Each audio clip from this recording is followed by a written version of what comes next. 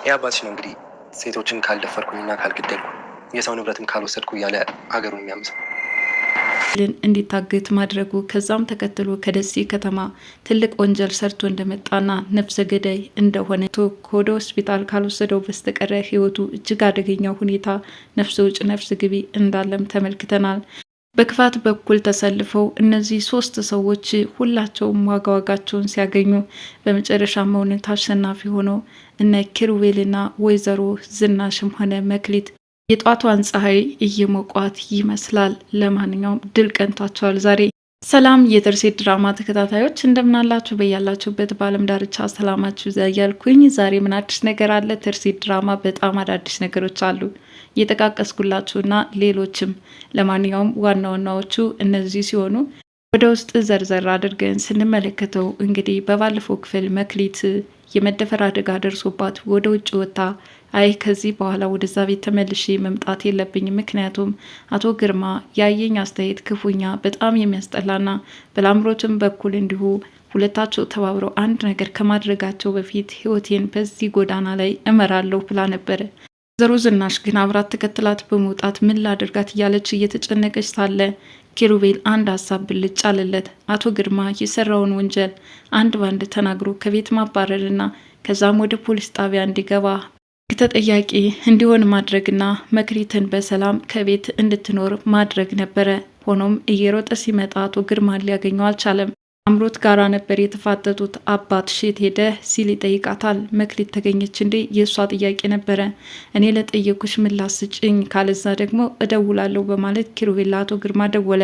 አቶ ግርማን በተደወለለት መሰረት እቤት ይከሰታል። ያኔ እያንዳንዱ የሰራቸውን ወንጀሎች ከደሴ ከተማ ወደ አዲስ አበባ በትንና ለዛውም ደግሞ የሞተው የስራ ባልደረባው የራሱን ጓደኛ ገሎ እንደተሰወረም ይነገረዋል። ይህኔ ለአምሮት መስማት አቅቷት ሁለቱ ጆሮቿን ጥቅጥቅ አድርጋ በእጇ ከደነቻቸው። ቢሆንም ግን ክፉ ነገር ከመስማት አላዳናትም። በተጨማሪም ከጁሲ ጋር ተባብረው ወደ እገታ እንዲወስዱት እንዳደረጉትንና ኪሩቤልን ከዛም ወይዘሮ ዝናሽን እየመራ ወደ ፖሊስ ጣቢያ እንዲሄድና እንዲያሳስር ያደረገው የገዛ አማቹ እንደሆነ ቀጠለ። አሁን ለአምሮት ነገሮችን መስማት ተስኗት እጆቿና እግሮቿ በቁሟ መንቀጥቀጥ ይጀምራሉ። የሰማሁት እውነት ነው እያለች ነገሩን ለማጣራት ትፈልጋለች። እንግዳውስ ልጨምርልሽ፣ አሁን አማችዬው አማች መስሎ የገባው አቶ ግርማን ለመበቀል እንጂ ሆን ብሎ አንቺን አፍቅሮ አይደለም። ይህን ደግሞ ራሱ ጆሲ ይንገርሽ በማለት ይጨምርላታል። ለአምሮት ነገሩ ከአቅሟ በላይ ሆነ። አንተ ሰይጣን፣ ለአንተ ነው ወይ ወግኜ እንደዛ ወጣትነቴን ብዙ ነገሬን ያሳለፍኩት ትላለች። አባቴ ይኸው ህልሜን ነጠቀኝ። እሱ ግን ለካ ነፍሰ ገዳይና ጨካኝ ነበረ፣ አላወኩም። ከእናቴና ከሌሎች ቤተሰብ አባላትም መስማማት ተስኖኝ ከማንም ጋር ክፋት ስሰራ ኖርኩኝ። አሁን ይኸው የእጄን አገኘውኝ ትላለች። ስቅስቅ ብላም አለቀሰች። በድቅድቁ ጨለማም ሌሊቱ አልነጋላት ብሎ እንዲሁ አደረች። በሌላ በኩል ወይዘሮ ዝናሽና መክሊት ደግሞ ከኪሩቤል አንዳች ምስራች ለመስማት እየጓጉ ነው። እስካሁን አልደወለምሳ፣ እስካሁን አልመጣምሳ ይባባላሉ። ብቻ የሆነ ነገር እንዳይገጥመው እንጂ በማለትም ያስባሉ። መክሊት ወደዛ ቤት ተመልሻ አልሄድም፣ መመሰቃቀል የለበትም፣ እኔም እንደሆንኩ ሆኜ እኖራለሁ ስትል ለወይዘሮ ዝናሽ ነገረቻት። ኪሩቤል ለአንቺ ሲል ነው እንዲህ መስዋዕትነት እየከፈለ ያለው፣ ስለዚህ የግድ ትሄጃለሽ። ግርማም አሁን በሱ በኩል የምንሰማው አዲስ የምስራች አለ። ኪሩቤል ደግሞ እንደሚያደርገው እርግጠኛ ነኝ አለች ወይዘሮ ዝናሽ። እውነትም እርግጠኛ ነበረች። በዚህ ብቻ ያላበቃው የአቶ ግርማ ጉድ አሁን የተደረገበት ክደት ሳይቀድመኝ ልቀደም በሚል ስሜት ሩጦ ጆኒ ቤት ነበር የተገኘው። አንተ ከሃዲ ሲልም ዘሎ ጉርቦን አነቀው። ጆኒ ደጋግሞ እንዲናገር ያን ያህል ጊዜ አልሰጠውም ነበር። ኪሩቤል ግን ከጀርባ እየተከታተለ ቀጥታ ከቤት ድረስ ይገባል። ከዛ በኋላ ራሱን ፈንክቶት መሬት ላይ ከጣለው በኋላ እሱ ግን የእጅ ስልኩን በጥንቃቄ ካሜራ ላይ በማድረግ ይቀርጸው ነበረ። አቶ ግርማ ጉዳት አድርሶበት እንደውም ህይወት ግን እነጥቅህ ነበር ይላል። ከዚህ በፊት የሰራችው ተደጋጋሚ ወንጀሎች አሁን ደግሞ ተጨማሪ ነፍስ ግድያ ሲጨመር እድሜ ልኩን ዘብጥያ እንደሚወርድ ያውቃልና ታዲያ በዚህ ምክንያት ፈራ ተባ እያለ ልጨርሰው አልጨርሰው እየተሟገተ ሳለ ነገር ግን ኪሩቤል በስልኩ ካሜራ እየቀረጸው ተመለከተ። ይህን አቶ ግርማ ደግሞ አሁንስ ምን አድርግ ነው የምትለኝ? የመጣውበት ድረስ ታሳድደኝ ገባህ አለ። ክህ ውጣልኝ ብሎ ከዛ ቤት እንዳባረረው ሁሉ አሁን ተከትሎት ጆሲ ቤት መገኘቱ ሌላ ደግሞ ትንግርት ሆኖበታል። ሁሉ አሳክቶ ከጨረሰ በኋላ ቀጥታ ለወይዘሮ ዝናሽ በመንገር መክሊትን ከቤት እንድትገባ ያደርጓታል። መክሊት ግን አሁንም ስጋቱ አለቅቃትም። ምክንያቱም አቶ ግርማ ምን ያህል እሷን አስገድዶ ለመድፈር እንዳሳደዳት እያሰበችና ቀጥሎም ደግሞ ለአምሮት መክሊትን ስቃይቻት እያሳቀለቻት እንደነበረ ታምናለችና አሁንም በፍርሃት የሚታዩ ከዓይኖቿ የሚያቀሩ እንባዎቿ ያለችበትን ሁኔታ እያሳብቁ ነበር። ኪሩቤል ቀጠለ። አይዞሽ አትፍሪ፣ አሁን ምንም ነገር የለም። የያዝኩት ብዙ ነገር አለ። የግርማ ጉድ ማለቂያ የለውም። ከዚህ በፊት የሰራቸው ወንጀሎች እንዳለ ሆኖ አሁን ደግሞ ሰው ሲገድል የሚያሳይ ቪዲዮ በእጅ ላይ ይዣለው ለመክሊት ነገራት። ለአምሮት እናቷን ስታይ መርፈትፈት ትጀምራለች።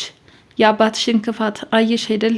ጨካኝ ሰው እንደሆነና ከሱ ጎን ሆነሽ እኔንም ስታሰቃይኝ እንደነበረ ተረዳሽ ስትልም ጠይቅቻት። ለአምሮት ለዚህ ሁሉ ምላሽ የላትም። እማዬ ዝም በይ፣ የምናገረው ቃል የለኝም፣ እባክሽን ውጭልኝ፣ እንደውም ብቻዬን ልሁን፣ ብቻዬን ተይኝ ስትልም ተማጸነቻት። ወይዘሮ ዝናሽም ትታት ወደ መክሊት ታመራለች። ከኪሩቤል ጋር በመሆን ስለሚመጣው ነገር እየተወያዩና አቶ ግርማ ቀጣዩ ዕጣ ፈንታቸው ወደ ዘብጥያ እንደሆነ እያሰቡ ነው።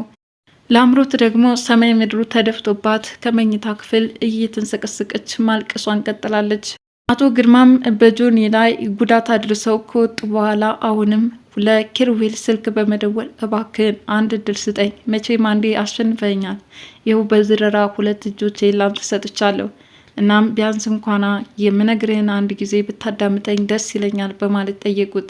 ኪሩቤል ግን የእሳቸውን ንግግር ላለማዳመጥ እንግዲህ አንተና እኔ ያበቃልን ጉዳይ ነው፣ ምን ቀርን ብለህ ነው ከኔ ጋር ስልክ የምደውለው በማለትም ጆሮ ላይ ይዘጋበታል። አቶ ግርማ ኪሩቤል እያሉ አፋቸውን እንደከፈቱ ጸጥ ብለው ይቀራሉ።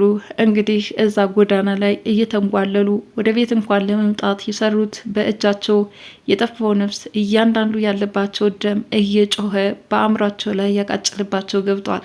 ወይዘሮ ዝናሽና መክሊት አሁን ዘና ብለው ቤታቸውን ኑሯቸውን ማስቀጠል ጀምረዋል። አምሮት ደግሞ ብቻዋን ሆና ስትሰቃይና ከዛ ክፍል ዘግታ አስብ ስታለቅስ ቆይታለች። ይሄ ብቻ አልበቃትም። አሁን ኪሩቤል ፍቅረኛሽን ገድሎልሻል በማለት ነግሯታል። ሌላ ከባድ መርዶ። እረ እናንተ ሰዎች ምን አደረግኳችሁ? መስማት የማልፈልገውን ነገር እባካችሁ አትንገሩኝ። አሁን ይህንስ ምን ብዬ ላምን እችላለሁ? ምን እየተካሄደ ነው?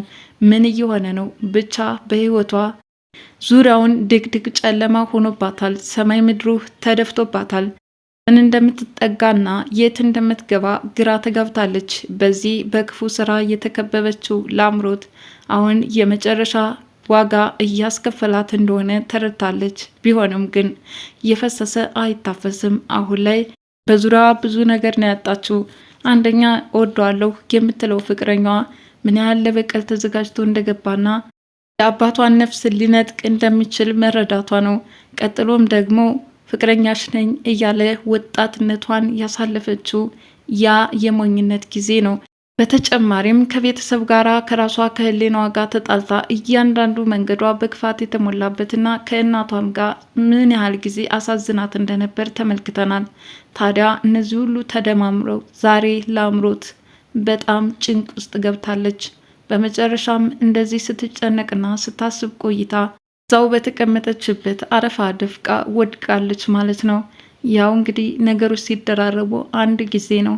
በክፋት ጎን የተሰለፉት 3 ሰዎች ሁላቸውም ዋጋቸውን አግኝተው ፈተናቸውን እየበሉ ነው። በሌላ በኩል እነ ኪሩቤል ግሩፕ ደግሞ ድል ቀንቷቸው አሁን ናቸውንና ውሏቸውን በሳቅ በፈገግታ እያሳለፉት ነው። እንግዲህ እንደዚህ ናት ዓለም። ይህ የሳቅንባቸው ውብ ቀናቶች ነገ ምን አይነት ነገር እንደሚገጥመን አናቅም። ይሄ ግን ክፋት በገሃድ የተፈረደበት ጊዜ ነበር። የሞግዚት ድራማ በዛሬው ክፍል ይህን ይመስል ነበር። በሌላ ቪዲዮ እስከምንገናኝ መልካም ጊዜ። ባይ ባይ።